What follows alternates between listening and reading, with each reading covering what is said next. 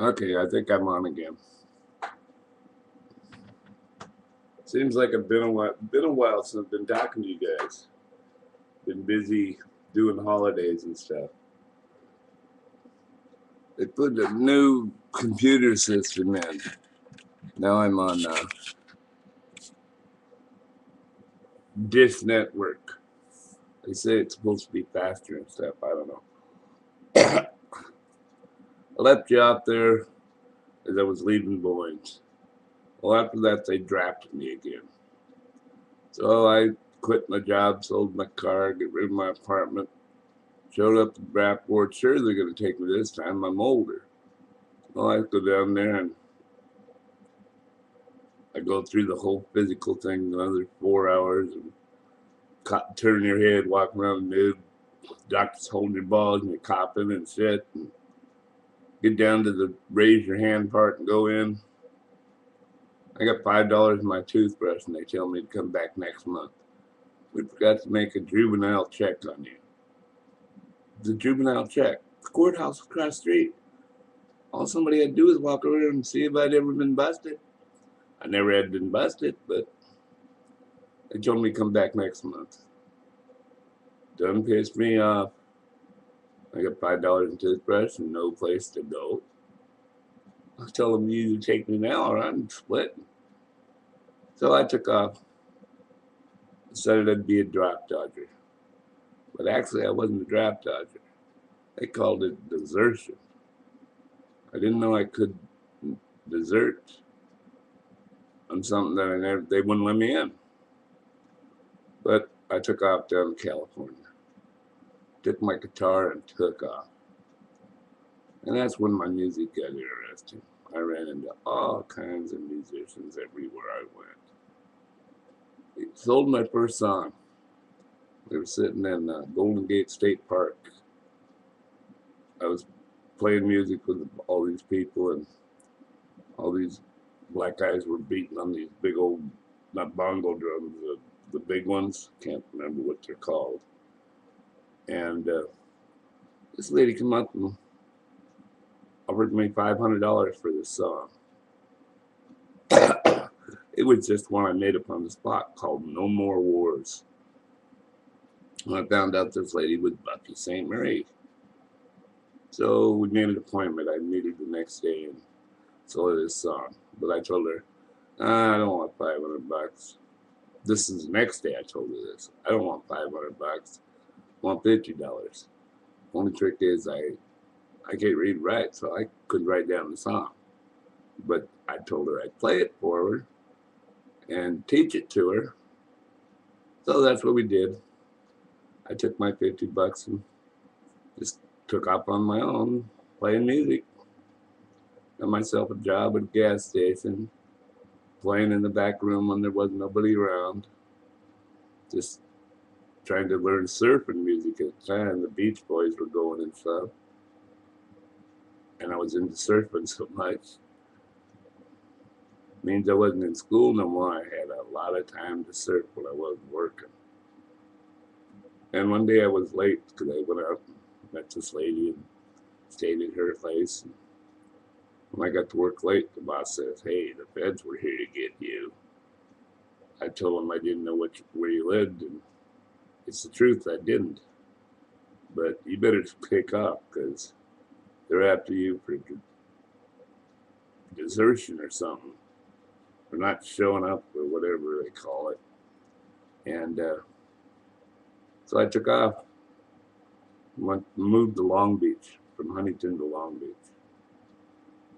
And in Long Beach, I met all these college students that were going to the Long Beach State College. And they were all musicians, and we played loud music along the beach and stuff. But they had this dollhouse behind this big old house that had about 10 rooms in it and 10 different college students. And I rented the house, the dollhouse. It was this cute little dollhouse under a big old tree in the backyard. It was all hidden from anybody. I didn't want to get caught, so all I did was play music and live in this dollhouse. I wrote about 5 or 6 different songs about that dollhouse. You used to have a picture of it, but somehow it disappeared.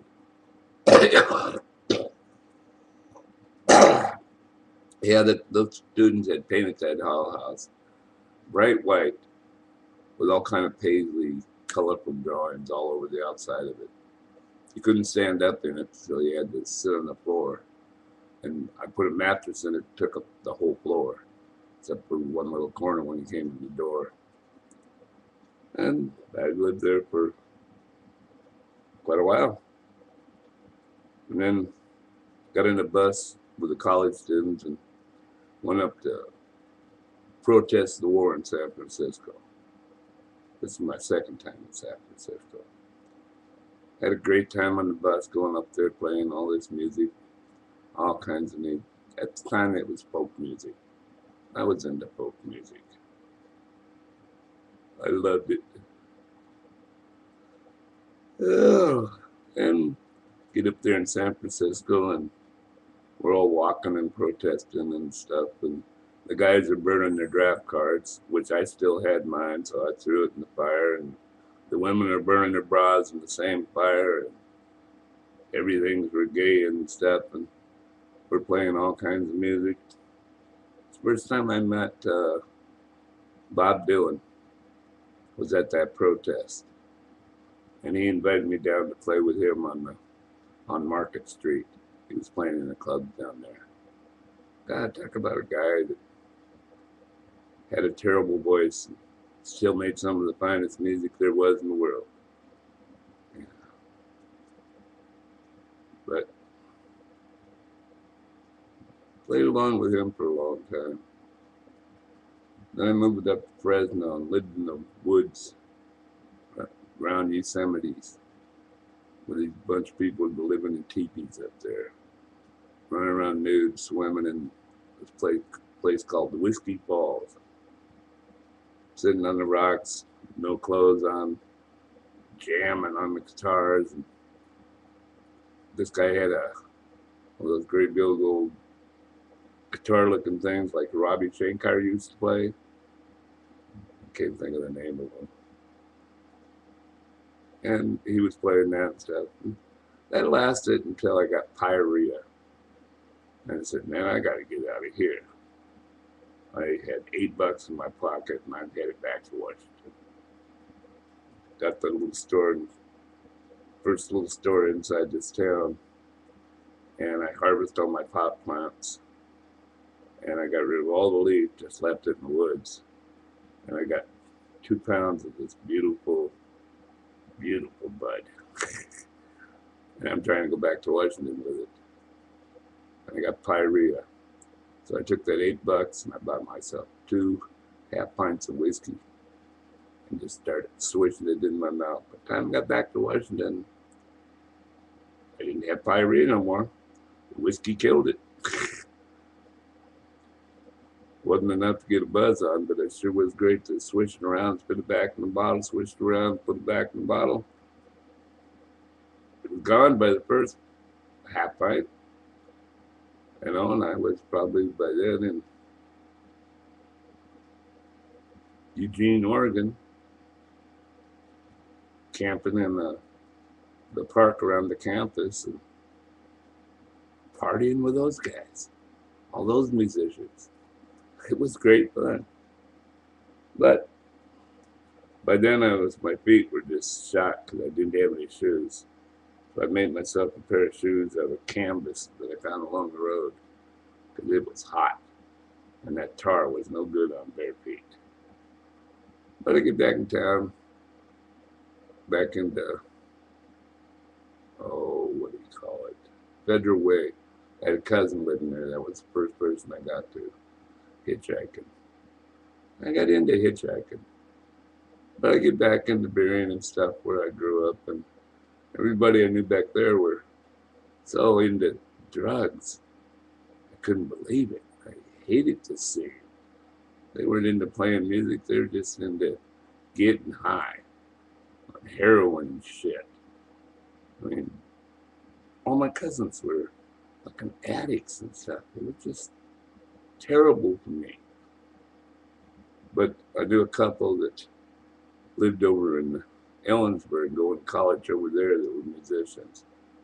So I hitchhiked over the hill to Ellensburg and started playing music in Ellensburg with Chris Christopherson's. I was there. We were sitting under this giant old willow tree.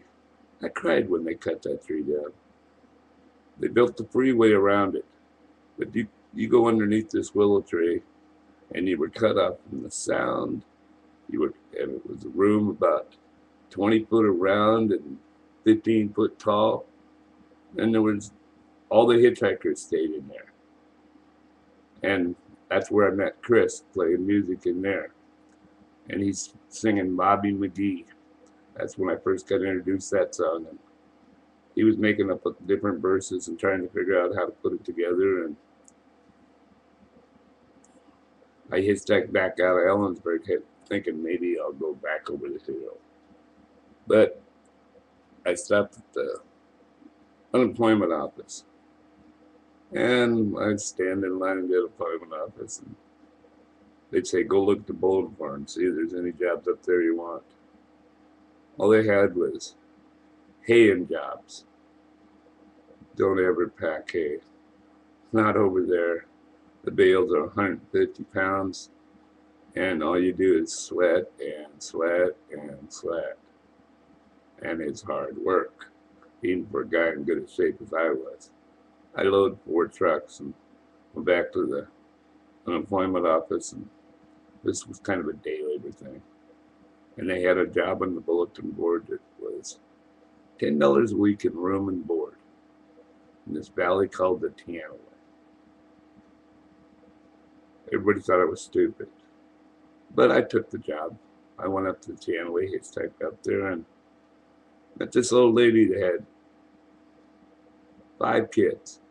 A couple of them were twins, and her husband got ran over by her tractor working out and got killed, so she was there by herself. Her name was Shirley Danko. Great old broad. My job took me about 4 hours in the morning feeding the animals, boiling potatoes for the pigs. Couldn't give them raw potatoes because it didn't work in their system, but you'd boil them in a big old barrel and with a wooden fire on the outside and stir them around and slop the pigs. They loved it. I was growing pot in the garden that she was growing. She didn't mind. Of course she didn't mind. This old lady was taking black beauties every day that the doctor gave her so she could keep going after her husband died. She didn't realize what she was doing. She was addicted to these black beauties. The drugstore down in Cleon used to give her them out the back door. But you'd work about 4 hours a day and had the rest of the day off. And she had all these horses she wanted me to ride because they needed exercise. So I jumped on those horses and head for the mountains, because the Tianaway Valley is nothing but 3 rivers. One big river coming up, and then it split into 3. And it went straight into the wilderness of the Cascades. Not the Cascades, the Rockies. And so there was these beautiful swimming holes every day. I used to load the kids up on different horses and lead them up there, and we'd all go swimming. There's a place called Whiskey Falls. And every year you had to build a dam to get the pool full. So the kids just loved to slop around in the water and build this dam. In fact, they're the ones that showed me how to build the dam, introduced me to where this place was. It was way behind this old farm that would shut down forever, and they were growing hay in the field, but somebody else was growing hay, and there was no farm there no more. And this was just this beautiful place on the river. And it was called Slippery Slide. That's the name of it. Because the water came down the river ice cold, and then it hit all this sandstone rock and all these little pools and stuff. that would be, you could just sit in the water and, oh, there we go again. It's, I don't understand how long it takes this thing to shut off. Maybe it didn't shut off. Yeah, it shut off.